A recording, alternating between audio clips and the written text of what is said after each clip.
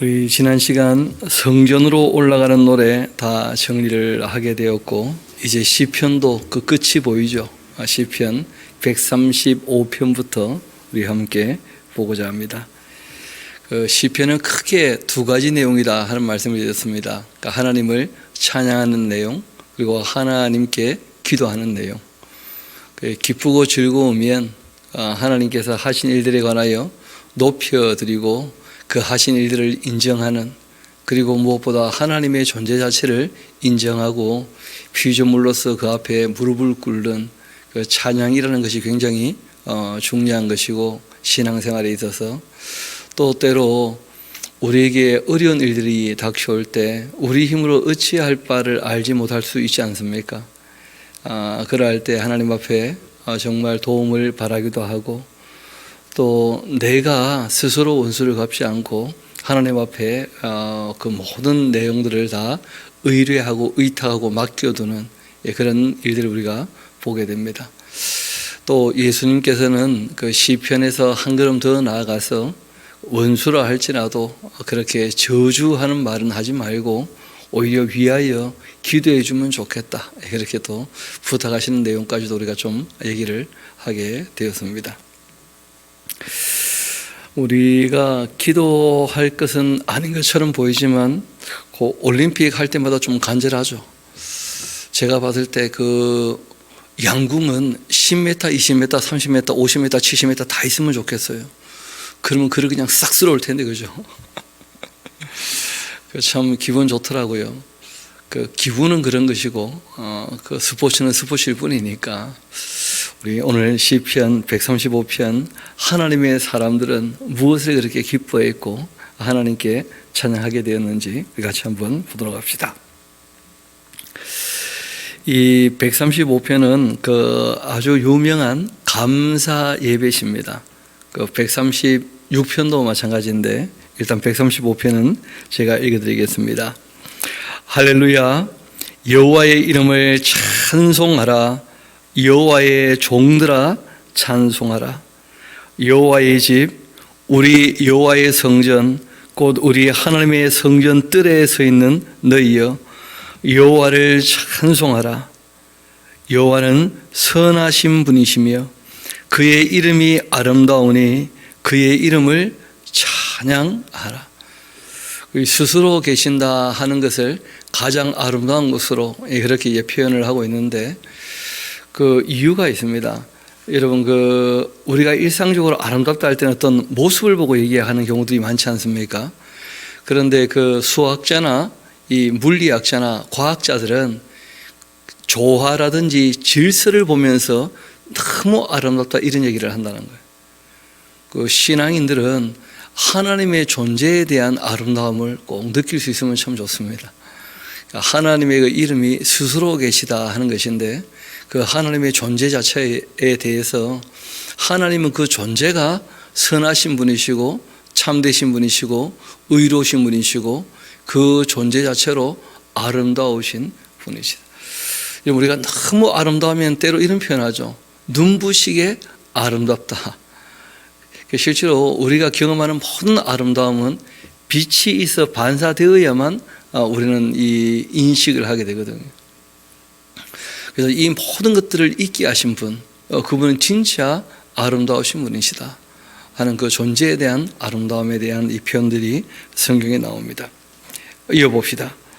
내가 알거니와 여호와께서는 위대하시며 우리의 그 주님은 모든 신들보다 위대하시도다. 모든 신들보다 하는 것은 그 당시의 인식에 대해서 우리가 좀 생각할 필요가 있죠, 그렇죠? 하나님 이외에는 신이 없지 않습니까? 그런데 사람들이 다 나름대로 그 우상을 만들어 섬기지는 않아도 그 신에 대해서 이런저런 생각들을 하는 경우들이 많았다는 거예요. 그래서 진짜 신은 하나님 이외에는 없는 것인데 그 표현을 그렇게 한 거예요. 표현을 시적인 표현인 것이죠. 여호와께서 그가 기뻐하시는 모든 일을 천지와 바다와 모든 깊은 데서 다 행하셨도다. 안개를 땅끝에서 일으키시고 비를 위하여 번개를 만드시며 바람을 그 고안에서 내시는도다. 그가 애굽의 처음 난 자를 사람부터 짐승까지 치셨도다. 애굽이여, 여호와께서 너에게 행한 표적과 징조들을 바로와 그의 모든 신하들에게 보내셨도다. 그가 많은 나라를 치시고 강한 왕들을 죽이셨나니 곧 아모리인의 왕 시온과 바산왕 옥과 가나안의 모든 국왕이로다. 그들의 그 땅을 기업으로 주시되 자기 백성 이스라엘에게 기업을 주셨으니까 이스라엘의 신이야말로 진짜 신이다. 그 얘기를 지금 하고자 하는 것이죠. 아모리 사람의 신들, 애굽의 신들 그 다 가짜다 하는 얘기를 하고자 합니다. 여호와여, 주님의 이름이 영원하시니이다. 여호와여, 주를 기념함이 대대에 이르리이다.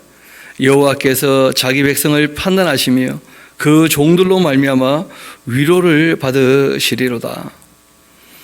열국의 우상은 은금이요 사람의 손으로 만든 것인데 입이 있어도 말하지 못하며 눈이 있어도 보지 못하며 귀가 있어도 듣지 못하며 그들의 입에는 아무 호흡도 없나니 그것을 만든 자와 그것을 의지하는 자 다 그것과 같으리로다.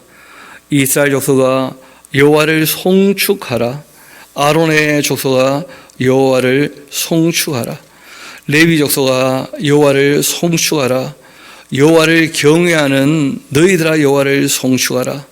예루살렘에 계시는 여호와는 시온에서 찬송을 받으실지어다. 할렐루야. 그렇게 되어 있죠.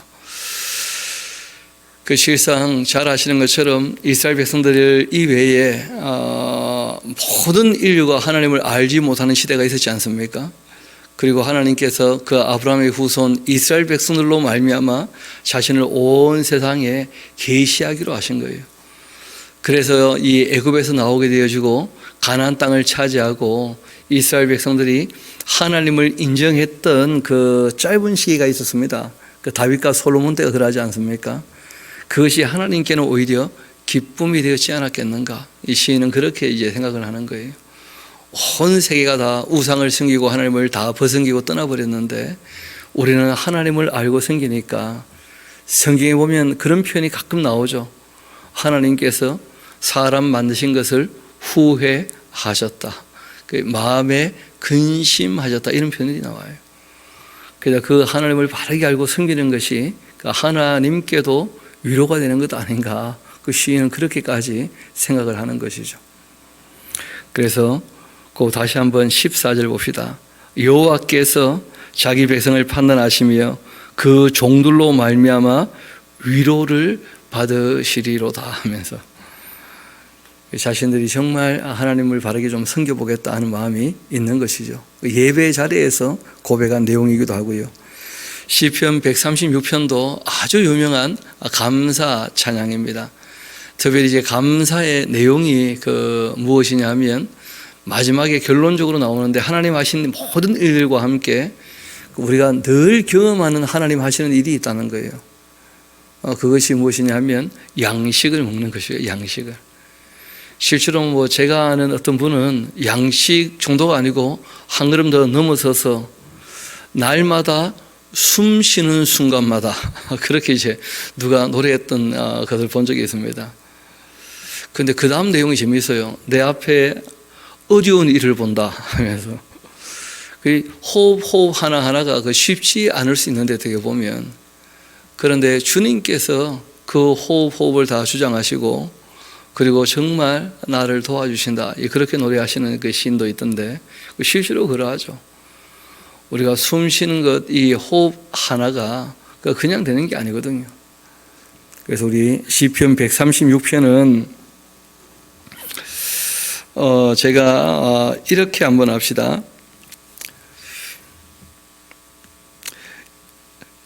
여호와께 감사하라. 그는 선하시며 그 인자심이 영원함이로다. 그렇게 되어 있을 때 각 절마다 그 인자심이 영원하도다 하는 말이 계속 나와요. 그래서 제가 내용을 읽으면 그러면 우리 함께 그 인자심이 영원함이로다 하는 것은 계속 같이 읽어 나가면 어떻겠는가? 하나님 하신 일에 대해서 감사하라 할 때 여러분들이 그 후반부를 같이 읽어 주시는 것으로. 감사하라 나오면 그 뒤에는 이제 자동적으로 쭉 따라 나오시면 되겠죠. 한번 해봅시다. 여호와께 감사하라. 그는 선하시며 그 인자심이 영원함이로다. 신들 중에 뛰어난 하나님께 감사하라. 그 인자심이 영원함이로다. 주들 중에 뛰어난 주께 감사하라. 그 인자심이 영원함이로다. 홀로 큰 귀한 일들을 행하신 이에게 감사하라. 그 인자심이 영원함이로다. 지혜로 하늘을 지으신 이에게 감사하라. 그 인자심이 영원함이로다. 땅을 물 위에 펴신 이에게 감사하라. 그 인자심이 영원함이로다. 큰 빛들을 지으신 이에게 감사하라. 그 인자심이 영원함이로다. 해로 낮을 주관하게 하신 이에게 감사하라. 그 인자심이 영원함이로다. 달과 별들로 밤을 주관하게 하신 이에게 감사하라. 그 인자심이 영원함이로다. 애굽의 장제를 치신 이에게 감사하라. 그 인자심이 영원함이로다. 이스라엘을 그들 중에서 인도하여 내신 이에게 감사하라. 그 인자심이 영원함이로다. 강한 손과 펴신 팔로 인도하여 내신 이에게 감사하라. 그 인자심이 영원함이로다. 홍해를 가르신 이에게 감사하라. 그 인자심이 영원함이로다. 이스라엘을 그 가운데로 통과하게 하신 이에게 감사하라. 그 인자심이 영원함이로다. 바로와 그의 군대를 홍해에서 엎드려뜨리신 이에게 감사하라. 그 인자심이 영원함이로다. 그의 백성을 인도하여 광야를 통과하게 하신 이에게 감사하라. 그 인자심이 영원함이로다. 큰 왕들을 치신 이에게 감사하라. 그 인자심이 영원함이로다. 유명한 왕들을 죽이신 이에게 감사하라. 그 인자심이 영원함이로다. 아무리 인의 왕 시온을 죽이신 이에게 감사하라. 그 인자심이 영원함이로다. 바산 왕 옥을 죽이신 이에게 감사하라. 그 인자심이 영원함이로다. 그들의 땅을 기업으로 주신 이에게 감사하라. 그 인자심이 영원함이로다. 곧 그 종 이스라엘에게 기업으로 주신 이에게 감사하라. 그 인자심이 영원함이로다. 우리를 비천한 가운데에서도 기억해 주신 이에게 감사하라. 그 인자심이 영원함이로다. 우리를 우리의 대적에게서 건지신 이에게 감사하라. 그 인자심이 영원함이로다. 모든 육체에게 먹을 것을 주신 이에게 감사하라. 그 인자심이 영원함이로다. 하늘의 하나님께 감사하라. 그 인자심이 영원함이로다. 아멘. 그러니까 이 시는 제가 제목을 하나 단다면 돌이켜보면 감사밖에 없습니다. 뭐 그런 것이죠. 그래서 우리가 역사를 아니까 얘기할 수 있는 거예요. 그 이스라엘 역사를 보면 참 하나님 마음을 아프게 하고 버성인 일들이 많지 않습니까?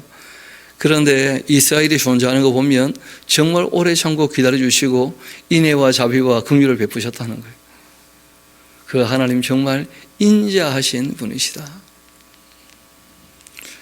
예수님도 그 베드로에게 7번 용서하면 되냐고 물어보느냐, 그 70번씩 7번이라도 하나님께서 너희들에게 인애와 자비를 베푸신 것처럼 용서하신 것처럼 너희들도 그렇게 서로 용서해야 될 거다 하고 이제 부탁을 하신 것을 우리가 알고 있지 않습니까? 정말 그분께 우리가 감사하는 이유는 거기 있는 것이죠. 그 인자심이 영원하시기 때문에. 우리 시편 137편 같이 보도록 합시다. 이 시편도 그 역사를 회고하면서 이때는 이제 아주 가까운 역사죠. 바벨론 포로에서 이제 돌아온 것을 기억하면서 하나님께 감사하는 그 찬양입니다. 우리가 바벨론의 그 여러 강변 가기에 앉아 시온을 기억하며 울었었다. 그 중에 버드나무에 우리가 우리의 그 수금을 걸어 놓았었는데 뭐 더 이상 노래 안 하려고 그렇게 이제 나무에다가 수금을 걸어 놨었는데 이는 우리를 사로잡은 자가 거기서 우리에게 노래를 청하며 우리를 황폐하게 한 자가 기쁨을 청하고 자기들을 위해 그 시온의 노래 중 하나를 노래하라. 그렇게 하니까 너무 마음이 상해서 우리는 노래 안 하는데요 하고 그렇게 얘기했다는 거예요. 군대 가보니까 그 참 이게 조롱도 아니고 부탁도 아니고 그런 게 있어요. 저는 이제 신학교 가다가 군대 가니까 야 전도사 노래 하나 해봐, 찬송가 불러봐, 뭐 그러더라고요. 그게 불러야 될지 말아야 될지. 그 찬송가는 하나님께 찬양하는 노래인데 사람들 듣기 좋으라고 부르는 게 아니잖아요. 유흥을 위해서. 참 그러니까 불러야 될지 말아야 될지. 그래가지고 이제 유행가를 불러줘. 유행가. 사람이 듣기 좋은 노래가 있고 복음성가가 있고 하나님께 올려드리는 찬양이 있거든요. 찬양이. 그런데 뭐 세상 사람들은 그런 거 별로 관여하지 않죠. 그렇죠? 듣기 좋은 노래 들어봐 하면서 그냥. 그 이스라엘 백성들이 특별히 또 거기에서 노래 부르면 그 굉장히 또 구슬픈 게 많잖아요. 그 나라를 잃은 서름에 대해서 부르는 노래들도 많고 하나님의 도움을 바라는 노래들도 많고. 그러니까 참 노래 못하겠다는 거예요. 그 수금을 나무에 걸어두었다. 그런 얘기를 해요. 이어봅시다. 우리가 이방 땅에서 어찌 그 여호와의 노래를 부를까? 예루살렘아, 내가 너를 잊을진데 나의 오른손이 그 제주를 잊을지로다. 내가 예루살렘을 기억하지 아니하거나 내가 가장 즐거워하는 것보다 더 즐거워하지 아니할진데 내 혀가 내 입천장에 붙을지로다. 그러나 예루살렘을 기억하고 하나님을 생각하면 그 오른손이 이 수금을 안 탈 수가 없는 거예요. 그 재주를 잃을 수가 없죠. 여러분 그 악기 다루는 사람들 보면 그 손가락이 어떻게 그렇게 움직이는지 보면 볼수록 신기해요. 그거 보면 그 스포츠도 스포츠지만 그 예술의 세계, 음악의 세계에 손가락 움직이는 거 보면 그 참 놀라워요. 게다가 그 노래가 우리도 뭐 노래합니다만은 가수가 노래하면 진짜 가수죠. 노래가 다르지 않습니까? 여호와여, 예루살렘이 멸망하던 날 기억하시고 에돔 자손을 치소서. 그들의 그 말이 흘러버리라 흘러버리라 하면서 그 기초까지 흘러버리라 그렇게 하였나이다. 그래가 무너졌죠. 뭐 예루살렘이. 멸망할 이 딸 바벨론아, 너가 우리에게 행한 대로 너가 갚는 자가 복이 있게 될 것이다. 너의 어린 것들 바위에 메어치는 자 복이 있으리로도 하면서 얼마나 속이 상하는지 바벨론에 있을 때 그렇게 노래했다는 거예요. 그들이 막 자기들에게 노래를 부탁하니까 하나님을 찬양하는 노래를 너희들 위해 불러달라고 했으니 너희들 행한 대로 망할 거다 이 나쁜 놈들아 하면서 남의 마음도 몰라주고 하고 막 그런 것이죠. 시편 138편도 찬양시인데 거기 보면 다윗의 시 하는 그 다음부터 또 다윗의 시가 꽤 나와요. 잘 아시는 것처럼 1권, 2권, 3권, 4권 이제 5권째 우리가 보고 있는데 마지막 이 시편을 편집하면서 또 다윗의 시와 다윗에 관련된 시들을 좀 찾았던 모양인데 그 중에 대부분 찬양하는 노래들 그리고 또 가끔은 그 힘들고 어려울 때 불렀던 그 노래들 그런 걸 다 다시 좀 찾은 것이 있습니다.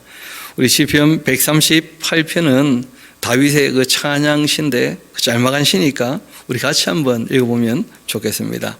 138편입니다. 시작. 내가 전심으로 주께 감사하며 신들 앞에서 주께 찬송하리이다.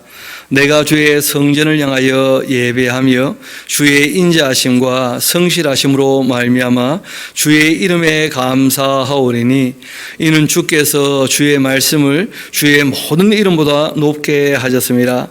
내가 간구하는 날에 주께서 응답하시고 내 영혼에 힘을 주어 나를 강하게 하셨나이다. 여호와여, 세상의 모든 왕들이 주께 감사할 것은 그들이 주의 입의 말씀을 들음이오며 그들이 여호와의 도를 노래할 것은 여호와의 영광이 크심이니이다. 여호와께서는 높이 계셔도 낮은 자를 굽어 살피시며 멀리서도 교만한 자를 아심이니이다. 내가 환난 중에 다닐지라도 주께서 나를 살아나게 하시고 주의 손을 펴사 내 원수들의 분노를 막으시며 주의 오른손이 나를 구원하시리이다. 여호와께서 나를 위하여 보상해 주시리이다. 여호와여 주의 인자심이 영원하오니 주의 손으로 지으신 것을 버리지 마옵소서. 아멘. 아마 그 7절까지가 그 다윗의 시인 것 같고요. 8절은 첨언을 누가 하지 않았겠는가. 그러니까 하나님께서 다윗에게 그렇게 은혜를 베푸셨고 다윗이 노래했던 것처럼 지금 이제 어려운 입장에 있는 우리들에게도 그런 은혜를 베풀어 주시면 하고, 그렇게 바벨론에서 돌아온 사람들 또는 바벨론에 있었던 그 사람들이 곧 돌아갈 것을 기대하면서 그렇게 노래하지 않았겠는가. 지난번 한번 말씀드렸었죠. 그 시라고 하는 것을 그 감정이입해서 자기 말 한두 마디 더 그렇게 첨언하는 경우들이 있다 하는 말씀드린 적이 있는데, 그 이런 시들이 그런 시가 아니겠는가. 그 4절 5절은 다시 한번 봅시다. 다윗이 하고자 했던 일이었었죠, 그렇죠? 그리고 바벨론에 있었던 사람들이 출 바벨론에서 하기를 원했던 일입니다. 그게 이 이스라엘 나라가 제사장 나라의 역할을 감당하는 것이고, 다윗은 자신이 온 세상에 평화의 기초를 한번 놓아보겠다. 그래서 악을 진멸하고 정말 하나님의 통치가 이 이스라엘뿐 아니고 온 세상에 임하는 그런 시대를 꿈꿨던 적이 있었거든요. 여호와여 세상의 모든 왕들이 주님께 감사할 것입니다. 그들이 주님의 입의 말씀을 들을 것이고 그들이 여호와의 도를 노래하게 될 것입니다. 왜냐하면 우리 여호와 하나님은 너무 크신 분이시니까. 진짜 그 하나님에 대해서 내가 온 세상에 바르게 알려서 하나님께 영광 돌리게 하겠다 하는 그런 마음이 있었던 것이죠. 그래서 출 바벨론 하는 사람들도 똑같은 마음을 가지고 이제 돌아오는 것이죠. 시편 139편 그 다윗의 시고 인도자를 따라 부르는 노래 그렇게 되어 있는데, 이거는 신앙에 대하여 그 질문을 던지고 거기에 대하여 답을 찾아가는 그런 노래입니다. 그래서 신앙이라고 할 때는 그 두 존재에 대해서 꼭 기억하셔야 됩니다. 제일 먼저는 신앙의 대상이 되시는 그 하나님, 우리가 정말 이 신뢰하는 그 하나님, 그리고 또 그 하나님을 신뢰하고 우러러보면서 그분을 경외하고 사랑하는 그 인간, 그 두 존재에 대하여 꼭 인식을 해야 돼요. 그리고 그 사이에서 이제 또 방해를 하고 있는 악령들의 세계, 또 돕고 있는 천사들의 세계, 이런 것도 같이 좀 생각을 해야 되겠죠. 그래서 신앙이라고 할 때는 가장 기본적으로는 하나님과 사람과의 관계에 대한 문제다.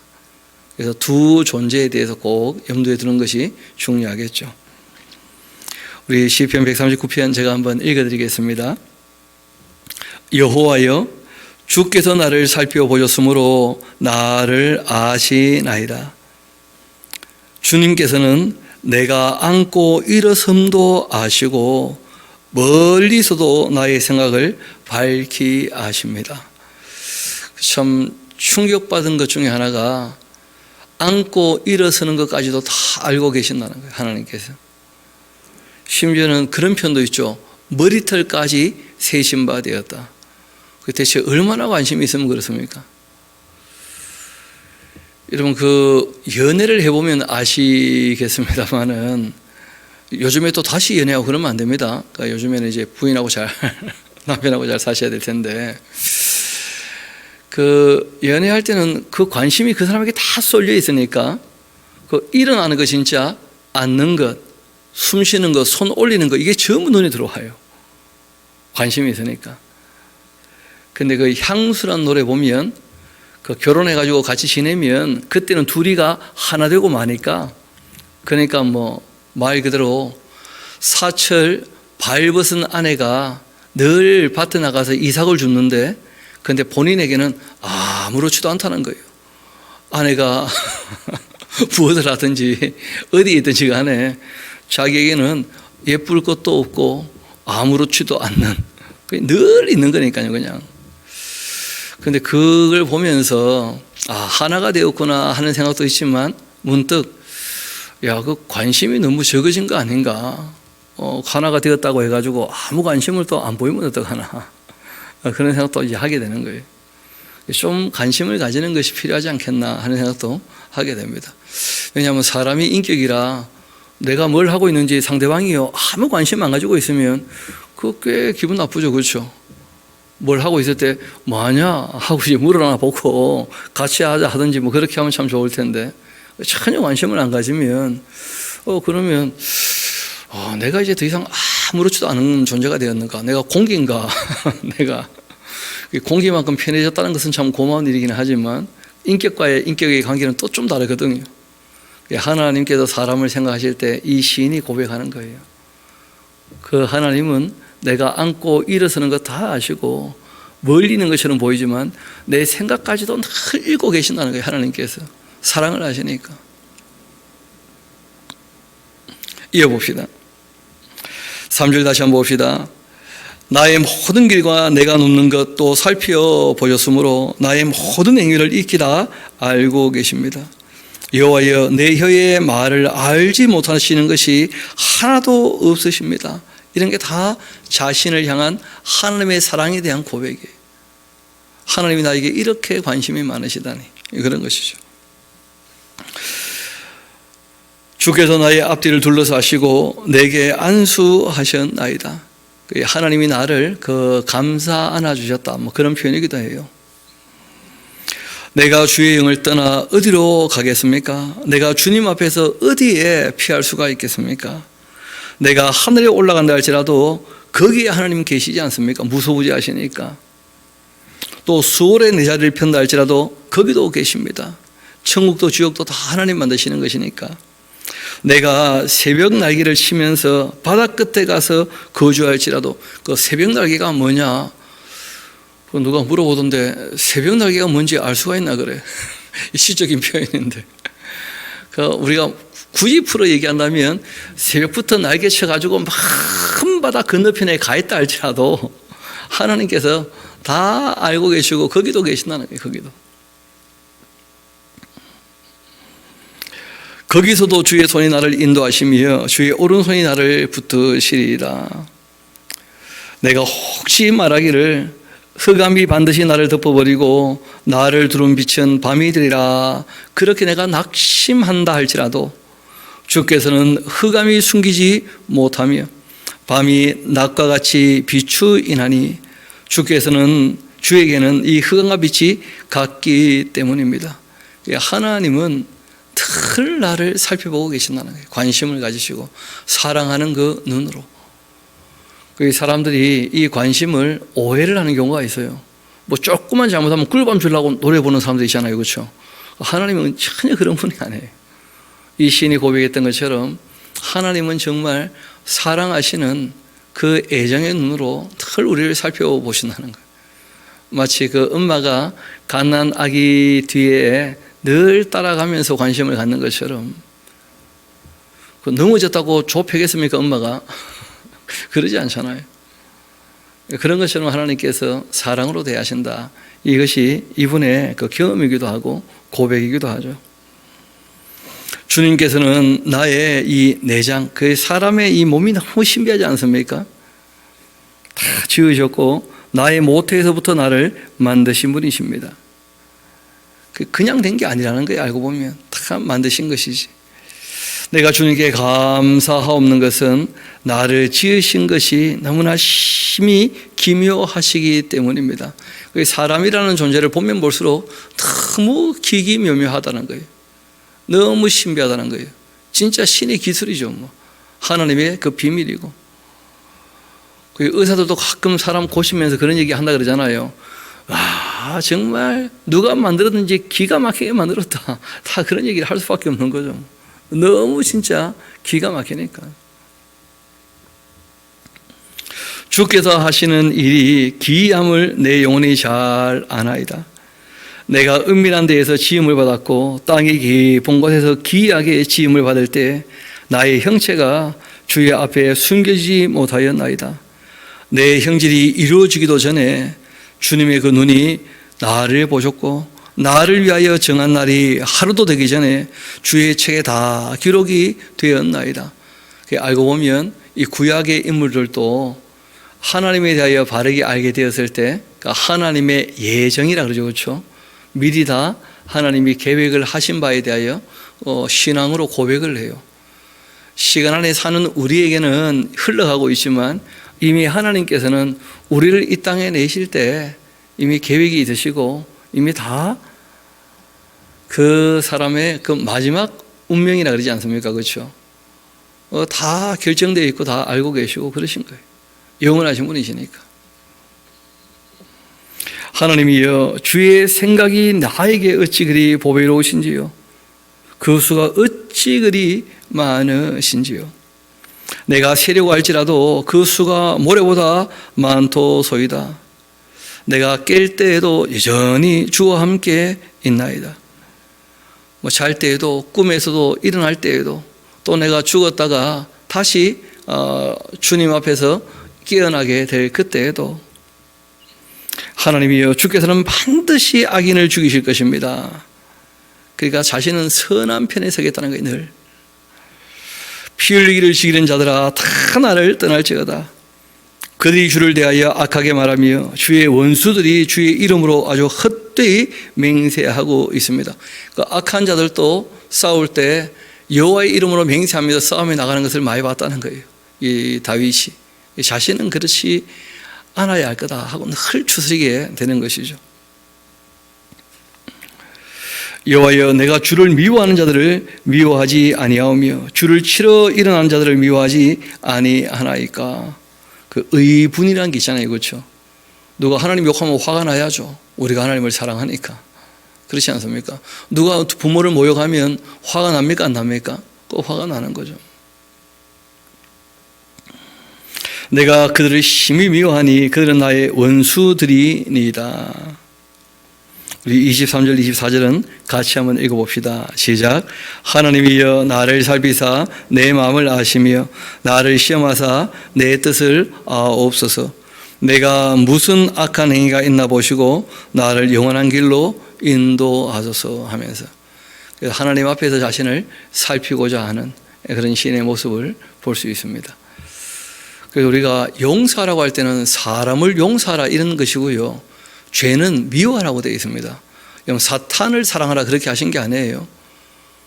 진리와 함께 기뻐하는 것이 사랑이지, 그 악한 것, 또는 뭐 이 죄된 것, 또는 뭐 이 거짓된 것, 이런 거 우리가 사랑할 수 없어요. 그건 다 우리가 미워해야, 멀리해야 되는 것들이거든요, 다. 그래서 하나님을 가까이 하고 사탄을 어떻게 하라고요? 대적하라, 그런 것입니다. 그런데 뭐 뜬금없이 마귀까지 사랑해야 진짜 사랑이지, 진짜 사랑은 아닙니다. 그건 가짜 사랑이에요, 가짜 사랑. 하나님이 어떤 분인지를 몰라서 그런 얘기를 하는 거예요. 천국과 지옥은 똑같다, 말은 그렇게 할 수도 있을지 모르겠지만 전혀 다릅니다. 어떻게 천국과 지옥이 같겠습니까? 뭘 모르면서 너무 함부로 얘기하고 막 굉장히 자기는 마음이 넓은 것처럼, 그 마음이 넓은 게 아니에요. 그건 혼잡되어져 있는 것이고, 혼합되어져 있는 것이고, 변질된 것이고, 그건 아무것도 아닙니다.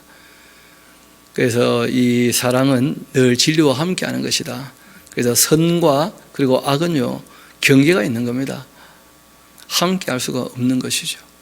우리가 하나님을 사랑한다면 반드시 사탄을 대적하게 되어 있습니다.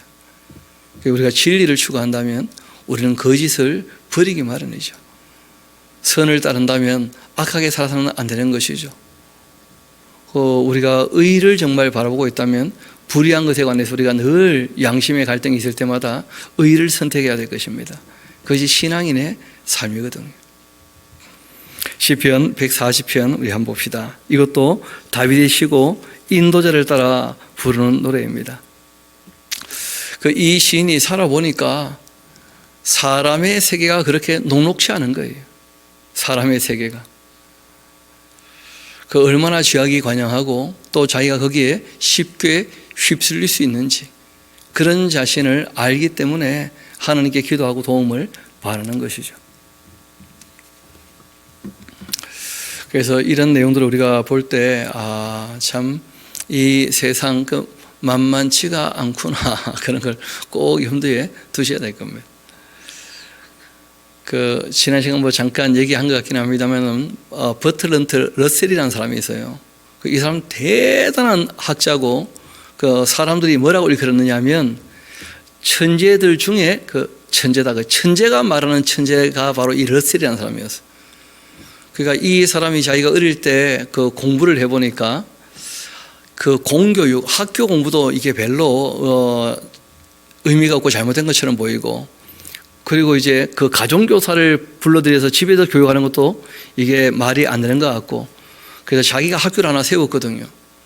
학교 세워놓고 난 다음에 10년도 안 돼서 문 닫았다는 거 아니에요.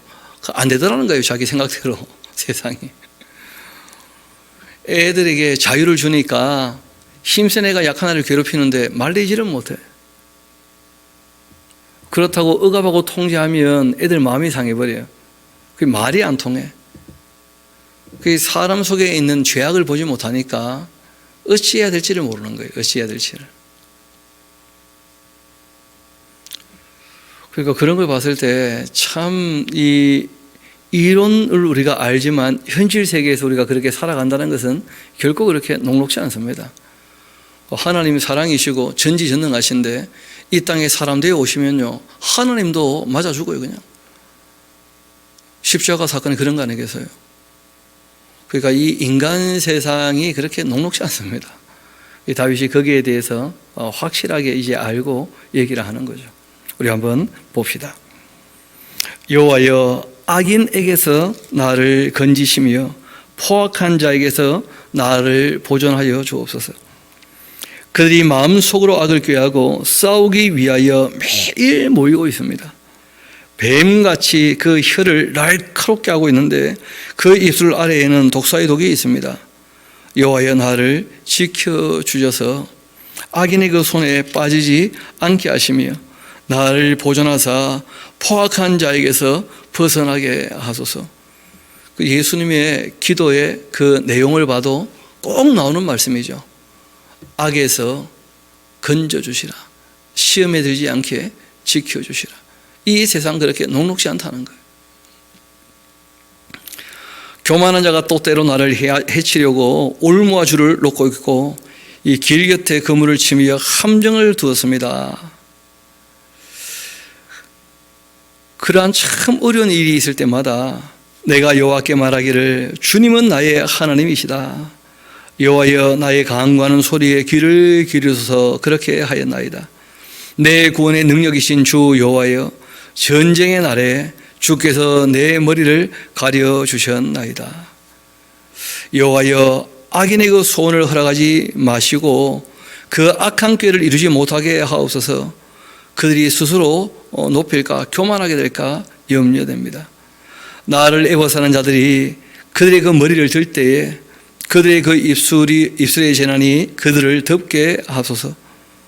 뜨거운 숯불이 그들 위에 떨어지게 하시고 불 가운데와 깊은 웅덩이에 그들로 하여금 빠져 다시는 일하지 못하게 하소서.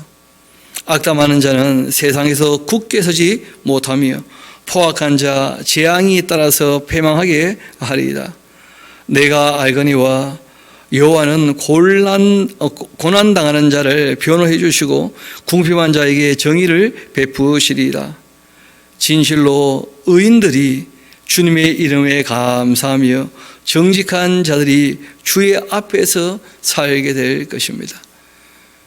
그러니까 참 정직하게 거짓 없이 진리를 따라서 그리고 참 의롭게 불의하지 않게 살려고 힘쓰고 애쓸 때 이 세상에서 왕이라 할지라도 그 쉽지 않더라는 거예요. 최고의 권력을 갖고 있는데.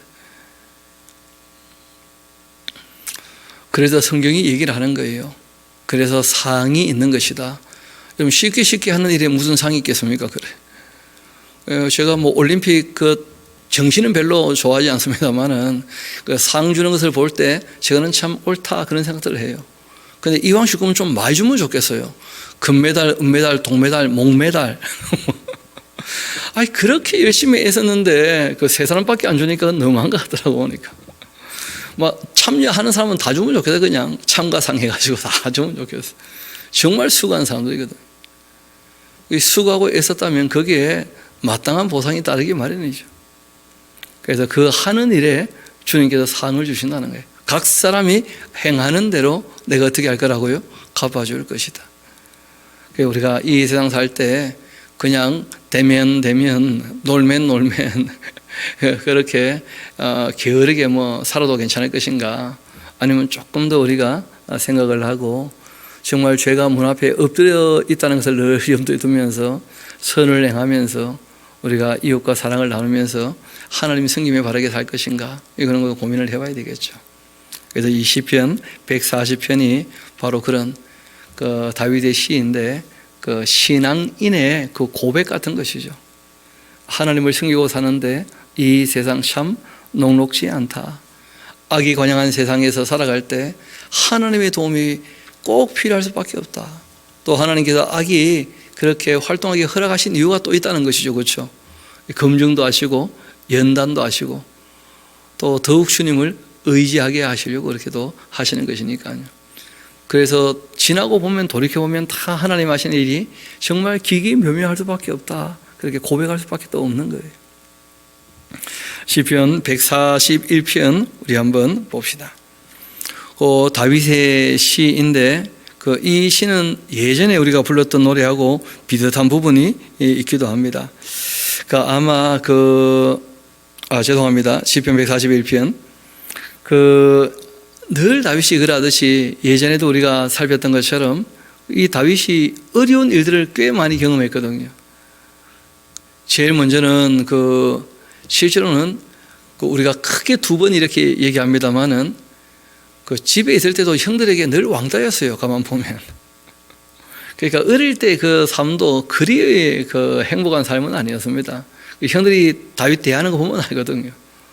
집에서도 막내인데 완전히 왕따고, 그리고 이제 조금 이 기지개 펴고 이제 날개를 달아서 날아볼까 싶었을 때 이제 사울에게 미움받아가지고 10년 동안 그렇게 도망다니게 되었던 것이고, 그리고 난 다음에 잘 아시는 것처럼 또 늙어서 자기 아들에게 또 쫓겨서 도망다니게 되고, 다윗의 인생이 그렇게 편탄한 삶이 아니었던 것이거든요. 우리 한번 시편 141편 같이 한번 봅시다. 여호와여, 내가 주를 불러싸우니 속히 나에게 오시옵소서. 내가 주께 부르짖을 때에 내 음성의 귀를 기울여 주옵소서. 나의 기도가 주의 앞에 분향함과 같이 되며 나의 손드는 것이 저녁제사같이 되게 하소서. 여호와여, 내 입에 파수꾼을 세워주시고 내 입술의 문을 지켜주옵소서. 왜냐하면 마음이 너무 상하니까 너무 함부로 말이 나올 것 같아.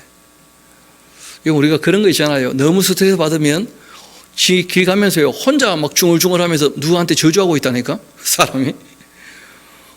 입술을 지키지 못하면 생각도 못한 말이 나와요. 실제로 생각 못한 말이 아니고 생각이 담아뒀던 말이죠. 누가 믿고 싫어가지고 그냥 마치 그 사람에게는 참아 못하겠고 그러니까 혼자 가면서 혼자 쭝얼쭝얼하면서 뭐라 한다니까 사람들이. 다윗도 그런 일들이 있었던 모양이라 보니까. 그래가지고 아이고 내가 이런 말을 하는 사람이구나. 내 속에도 진짜 더러운 게 가득하구나. 주님 내 입을 좀 지켜주시라. 그렇게 이제 다시 한번 추스려 보는 것이죠. 그만큼 어려웠다는 거예요. 내 마음이 악한 일에 기울어서 죄악을 행하는 자들과 함께 악을 행하지 말게 하시며 그들의 그 진수성찬 먹지 말게 하소서. 의인이 나를 칠지라도 은혜로 여기고 책망할지라도 머리에 기름같이 여겨서 내 머리가 이를 거절하지 아니할 것이다. 그러니까 악인과 함께 하지는 않겠지만 자신도 실수하는 일이 있습니까? 없습니까? 있잖아요. 특별히 이제 나단이 와가지고 자기를 책망했을 때 그때 의인이 나를 칠 때는 오히려 그것을 은혜로 여기는 그런 것이 꼭 필요하다는 거예요. 그러니까 사람이 일단 기본적으로 자기 안에 그 의로움과 불의함에 대한 선함과 악함에 대한 참됨과 거짓에 대한 분별력이 꼭 있어야 되는 거예요. 그리고 넓은 마음이 꼭 필요합니다. 그래야지 의인이 자신을 책망하고 칠 때에 은혜로 여길 줄 알아야 돼요. 마치 머리에 기름을 발라주는 것처럼 너무 감사하다. 나를 돌이키게 하시는구나. 나를 깨닫게 하시는구나.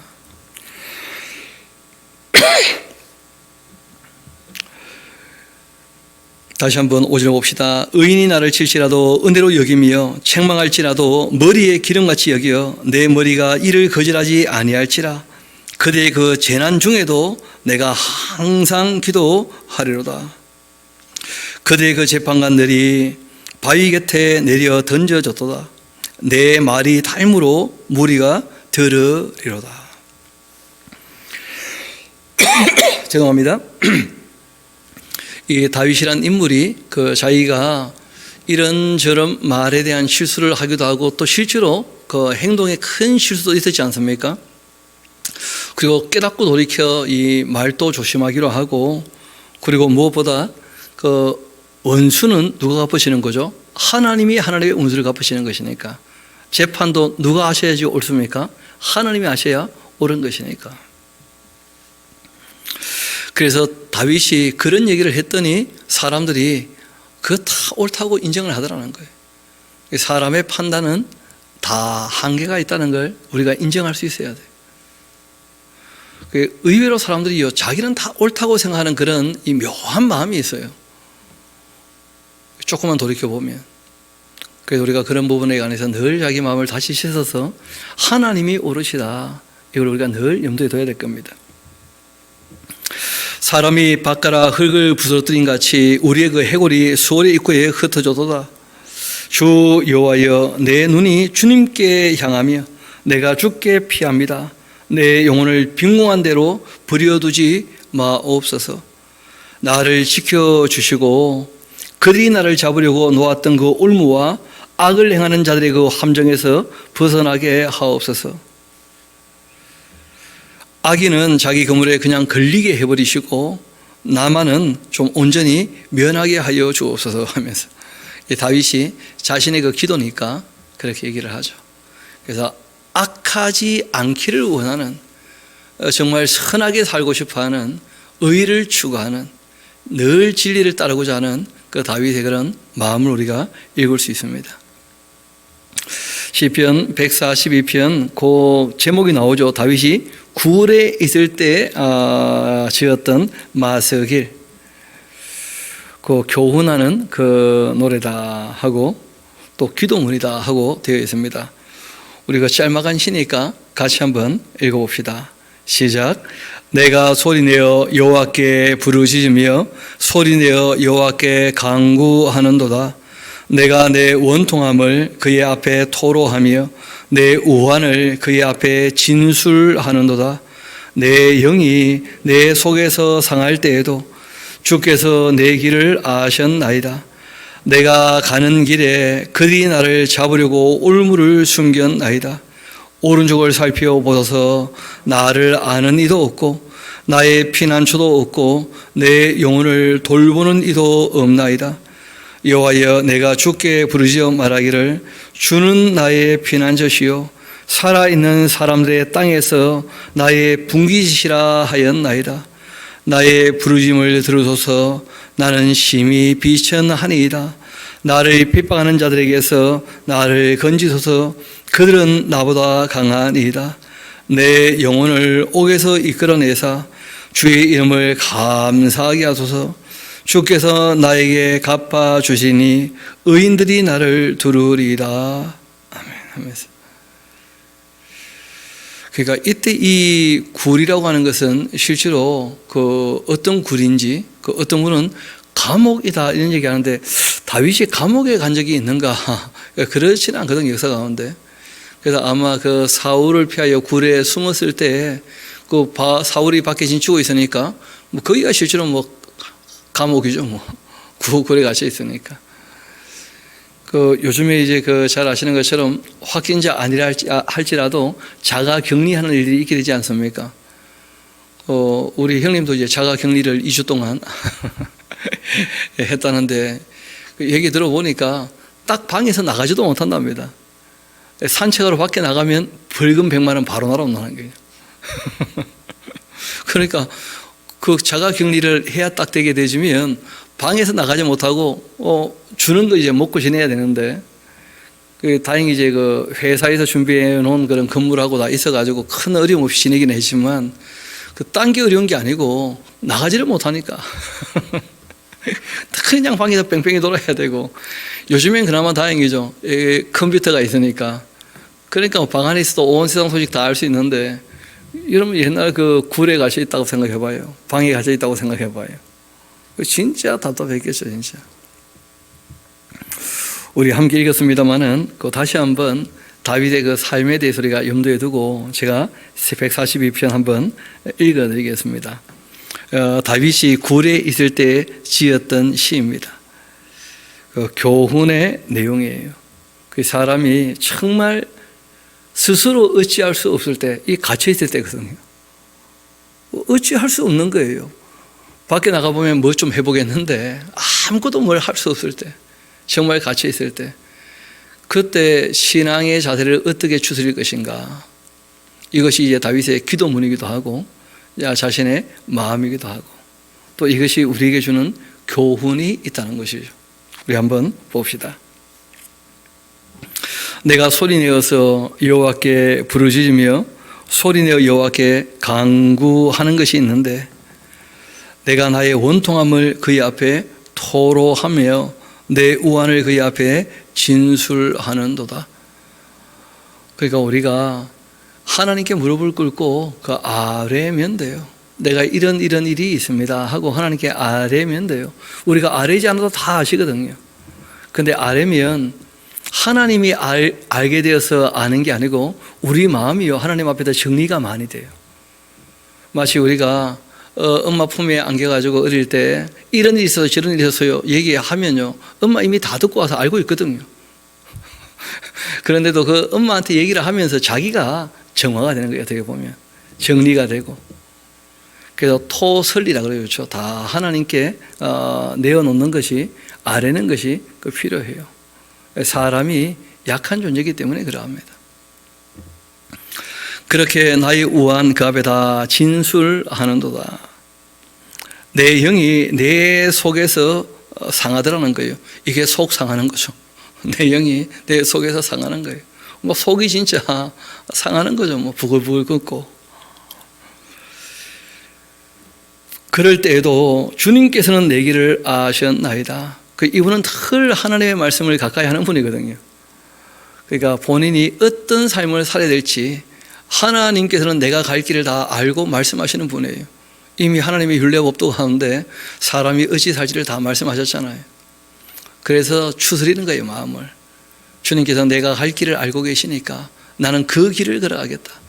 그냥 마음 상한 대로 감정대로 하지 않고 기록된 그 진리를 쫓아 나는 살겠다. 그러니까 그렇게 마음을 다지는 거예요. 그래서 다윗의 그 아들 솔로몬 얘기 우리가 늘 기억나지 않습니까? 기도라고 할 때 율법을 듣지 않은 사람의 기도는 가정할 수밖에 없으니까 기도에 앞서 먼저 하나님의 뜻을 우리가 기록된 말씀을 통해 살펴놓는 것이 참 중요한 것이죠. 이어봅시다. 주께서 내 길을 아셨나이다. 내가 가는 길에 그들이 나를 잡으려고 올무를 숨기고 있고 악한 놈들이 또 오른쪽을 살펴보고서 참 이 세상에 나는 너무 외롭습니다. 나를 아는 이도 없고 나의 피난처도 없고 내 영혼을 돌봐주는 이 아무도 없습니다. 정말 힘들고 어려울 때 갇혀 있으니까 혼자, 자가 격리되어 있으니까 굴에 숨어가지고 자기밖에는 없는 거예요. 돌아보니까.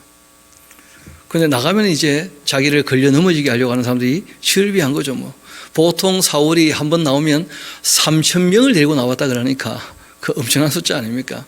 게다가 다윗과 함께한 사람들이 한 400명 되었다고 하지만 실제로 다윗을 도우러 온 겁니까?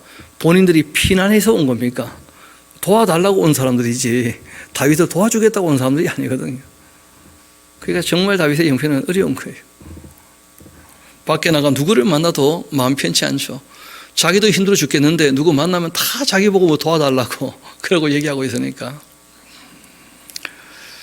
여호와여, 내가 주께 부르짖어 말하기를 주님은 나의 피난처가 되시고 살아있는 사람들의 땅에서 나의 분깃이십니다. 그렇게 하였나이다. 하나님 밖에는 나는 없습니다. 이런 고백이 이제 절로 나오는 것이죠. 하나님이 나의 분길이시다. 왜냐하면 더 이상 가진 게 아무것도 없어요, 다윗이. 하나님이 나의 분길이시다. 나의 부르심을 들어주옵소서. 나는 심히 비천하게 되었습니다. 사람들에게는 전혀 인정받지 못하고 손가락질 당하고 아무것도 아닌 것처럼 되고 말았습니다. 나를 핍박하는 자들에게서 나를 건져 주옵소서. 문제는 자신을 핍박하는 그들이 자기보다 훨씬 강하다는 거예요. 사울이 30명을 데리고 수색하러 나왔으니까 뭐 힘으로 하면야 얼마나 그들이 강하겠어요. 그게 다윗이 어찌할 수 없다. 그러니까 뭐 숨는 거 말고는 방법이 없고 숨어 있으니까 정말 숨 막히는 것이고 홀로 있는 것이고 뭐 갇혀 있는 것이고 누가 안 가도 지금 그런 입장이거든요. 내 영혼을 그 옥에서 이끌어내서, 그러니까 이분이 너무 힘들고 어렵고 위축되니까 자기 마음에 스스로 갇혀버렸어요. 제가 보니까 뭘 아무것도 못하는 사람들은 자기 마음에 갇혀있는 사람들이 많아요. 내가 뭘 할 수 있을까요? 제가 봤을 때 할 만한 능력들이 이것저것 많은데, 근데 가끔 여기 보면 그렇게 사람이 위축되어 있는 경우들이 있거든요. 나는 아무것도 못합니다. 뭐. 그 마음이, 그 영혼이 그 옥에 갇혀 있는 것 같은 그런 입장이죠. 그래서 다윗도 이래서는 안 되겠다 하고 마음을 추스려요. 왜냐하면 사람이 그 무기력하게 되어지면 그 마음이 정말 그 무너져 버린 거죠. 그렇죠? 그러면 무기력하게 되거든요. 내 영혼을 옥에서 이끌어내셔서 주님의 이름을 감사하게 하소서. 주께서 나에게 갚아 주실 겁니다. 왜냐하면 자신이 늘 선하게 의롭게 참되게 살았으니까 내가 내 마음 추스리면 하나님 다시 도와주실 것이다. 의인들이 나를 두를 것입니다. 그렇게 다윗이 노래했던, 또 기도했던, 또 우리에게 신앙인의 자세가 어떠해야 되는지 이렇게 노래하는 모습을 보게 됩니다. 바라기는 오늘 또 저도 여러분 다 그 마음의 감옥에 갇히지 않도록 정말 주님의 도우심을 받아가지고 우리 주변에 어떤 사람을 만나든지 우리가 담대하게 그들을 위하여 복을 빌어주면서 그들의 악에는 동참하지 않는 하나님의 사람들의 길을 걸어갈 수 있게 되기를 소망합니다. 기도합시다.